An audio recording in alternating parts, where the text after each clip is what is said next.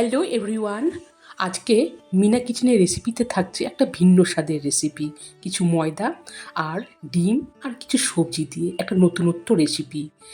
আর তাহলে চলো আজকে এই রেসিপিটা আমি কিভাবে করছি তোমরা দেখতে থাকো।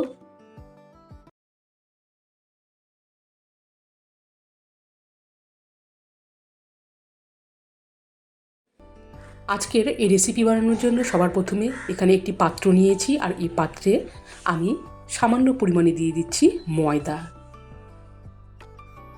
ময়দার সাথে আমি লবণ অ্যাড করছি। লবণ দিয়ে একটু ভালো করে মিশিয়ে নিচ্ছি। আর এইটুকুন ময়দা দিয়ে এই রেসিপিটা হয়েও যাবে। সো গাইজ দেখো, এখন আমি অল্প অল্প করে জল দিয়ে এই ময়দাটাকে মেখে নিব। তবে এখানে ময়দার ডোটাকে কিন্তু একদম নরম করলে চলবে না, বেশ শক্ত করেই এখানে আমি ডো বানিয়ে নিব। সো গাইজ দেখো, এরপরে আবারও একটুখানি জল অ্যাড করছি। এভাবে অল্প অল্প করে জল দিয়ে দেখো বন্ধুরা একটা ডো বানিয়ে নিলাম।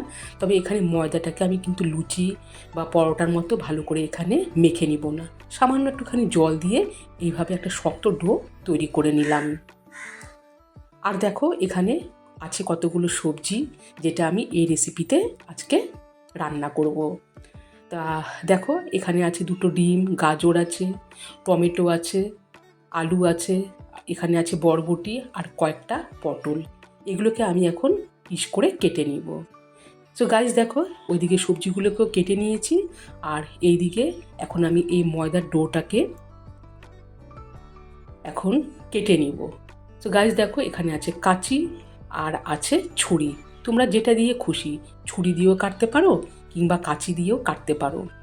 সো দেখো বন্ধুরা, আমি কাঁচি দিয়ে এই ময়দার ডোটাকে এইভাবে কেটে নিয়েছি। এই দেখো, এইভাবে কাঁচি দিয়ে কেটে নিয়েছি।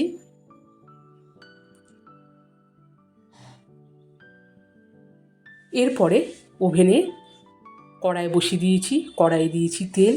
তেল গরম হয়ে গেলে এই ময়দার কাটা অংশগুলোকে আমি দিয়ে দিচ্ছি।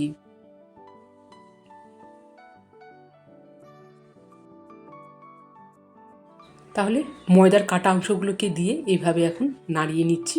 আর এটা কিন্তু বেশি ফ্রাই করা যাবে না, হালকা, যেমন আমরা পনির ভাজি ঠিক সেইভাবে হালকা ভেজে আমি তুলে নিব। আর দেখো বন্ধুরা, এই কালারটা কিন্তু সাদা আছে, এটা সোনালি কালার করা যাবে না। তাহলে বন্ধুরা, এই ময়দার এই অংশগুলো আমি ভেজে একটি পাত্রে এখানে তুলে রাখলাম। এরপরে বেঁচে যাওয়া কড়াইয়ে আমি এখন এই দুটো ডিম দিয়ে দিচ্ছি। সো গাইজ দেখো, দুটো ডিম দিয়ে এইভাবে নাড়িয়ে নিয়েছি, আর এইভাবে দেখো বন্ধুরা ফ্রাই করে নিলাম। তাহলে ডিমের এই অংশ দুটো আমি ফ্রাই করে নিলাম। এই দেখো বন্ধুরা, এবারে এটাকে আমি অন্য পাত্রে রেখে দিচ্ছি। এরপরে দেখো বন্ধুরা, ওভেনে আমি আর একটা কড়াই বসিয়ে দিয়েছি। কড়াই দিয়ে দিয়েছি সামান্য তেল। তেল গরম হয়ে গেলে আমি দুটো শুকনো লঙ্কা আর একটা দারচিনির স্টিক এখানে ফোড়ন হিসাবে দিয়ে দিলাম। মিডিয়াম আঁচে আমি নাড়িয়ে নিচ্ছি। আর শুকনো লঙ্কা, দেখো বন্ধুরা, শুকনো লঙ্কা আর দারচিনি ফ্রাই হয়ে গেলে এখানে আমি দুটো ছোট সাইজের পেঁয়াজ কুচি দিয়ে দিচ্ছি। পেঁয়াজ কুচি দিয়ে নাড়িয়ে নিচ্ছি।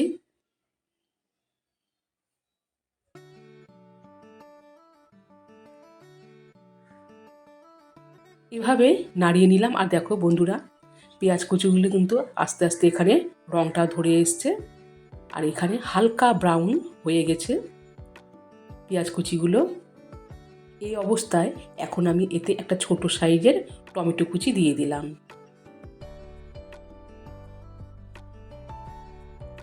টমেটো কুচি দিয়ে নাড়িয়ে নিচ্ছি। আর এই রেসিপিতে কিন্তু আমি কোনো মশলাই ব্যবহার করছি না, এটা মশলা ছাড়াই বেশ ভালো লাগে। আর দেখো বন্ধুরা, টমেটো দেওয়ার পরে এই যে এখানে সবজি কেটে রেখেছিলাম, এই কেটে রাখা সবজিগুলো এখন দিয়ে দিচ্ছি।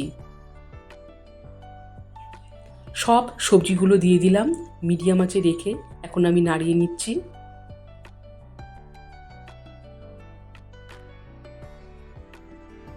আর এখন কিন্তু আমি এতে লবণ বা হলুদ দিচ্ছি না, এটা এটা মিডিয়াম আঁচে রেখে আমি কিছুক্ষণ ফ্রাই করে নিব। সো গাইস দেখো, এখন আমি এতে ঢাকা দিয়ে রেখে দিচ্ছি। ফিরে আসলাম কিছুক্ষণ পর। আমি কিন্তু এইভাবেই 2 থেকে 3 বার ঢাকনা খুলে নাড়িয়ে নিয়েছি। আর দেখো এখানে এই ঢাকা থাকা অবস্থায় সবজিগুলো অনেকটা এখানে সেদ্ধ হয়ে গেছে।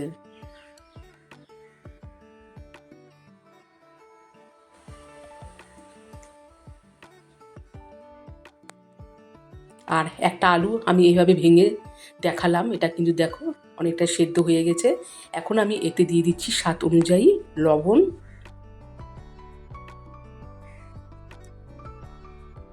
আর দিয়ে দিচ্ছি হলুদ গুঁড়ো। লবণ আর হলুদ গুঁড়ো দিয়ে এবারও আমি নাড়িয়ে নিচ্ছি।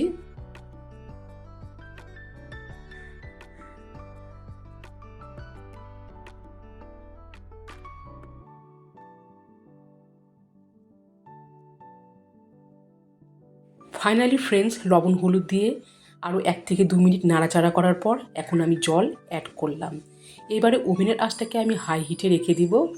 আর দেখো বন্ধুরা, জলের পরিমাণটা আমি কতটা রাখছি তোমরা দেখে নাও।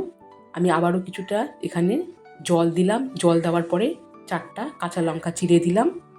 হাই হিটে রেখে এখন আমি আবারও ঢাকা দিয়ে রেখে দিচ্ছি।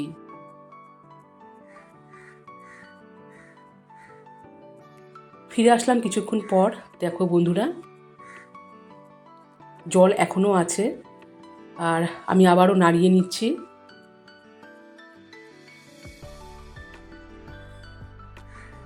এখন আমি এতে এই ময়দার কাটার ভাজা অংশগুলো দিয়ে দিলাম। দিয়ে আমি নাড়িয়ে নিচ্ছি। এবারও আমি আবার ঢাকা দিয়ে রেখে দেব।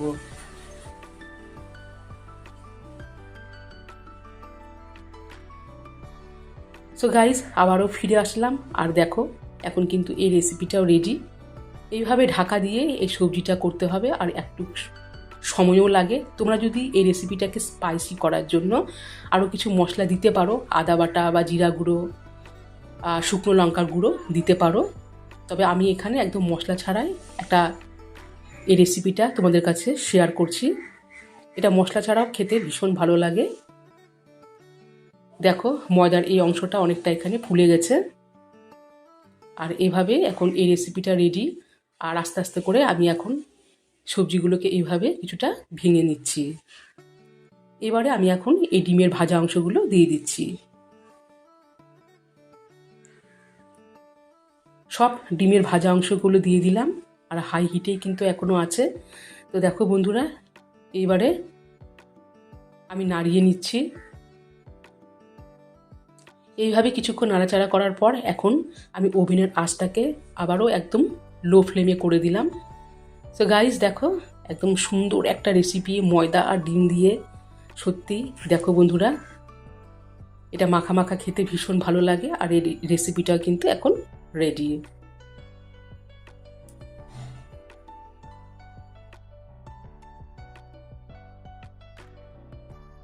ফাইনালি আমি এখন এই পাত্রে এই রেসিপিটাকে সার্ভ করছি। আর দেখো এখনও কিন্তু ধোয়া উঠছে, একদম গরম। আর এটা গরম গরম খেতে ভীষণ টেস্টি হয়। তোমরা যারা এখনও এই রেসিপিটা ট্রাই করোনি, একবার করে দেখবে শুধু। আমার এই রেসিপিটা ফলো করে ভীষণ ভালো লাগে। তাহলে বন্ধুরা, আজকের এই রেসিপিটা কেমন হয়েছে অবশ্যই কমেন্ট করে জানাবে। আর হ্যাঁ, এটা তোমরা গরম গরম ভাত, রুটি বা পরোটার সাথে খেতেও পারো। আর তাছাড়া গরম গরম খিচুড়ির সাথেও এই রেসিপিটা ভীষণ লোভনীয় হয়। তো গাইস, আজকের মতো এই পর্যন্তই। তোমরা সবাই ভালো থেকো, সুস্থ থেকো।